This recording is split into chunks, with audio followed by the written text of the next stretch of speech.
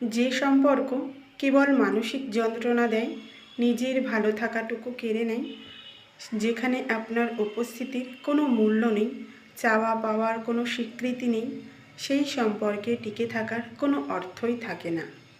হ্যাঁ, কাউকে মন থেকে ভালোবাসলে সরে আসা সহজ নয়, কিন্তু এই যে অগাধ ভালোবাসা, তা কার জন্য? মানুষ তো ভালোবাসে নিজে ভালো থাকার আশায়। যেখানে আপনি নিজেই ভালো থাকতে পারছেন না, যেখানে আপনার অনুভূতির বিন্দুমাত্র কদর নেই, সেখানে নিজেকে বেঁধে রেখে কী লাভ?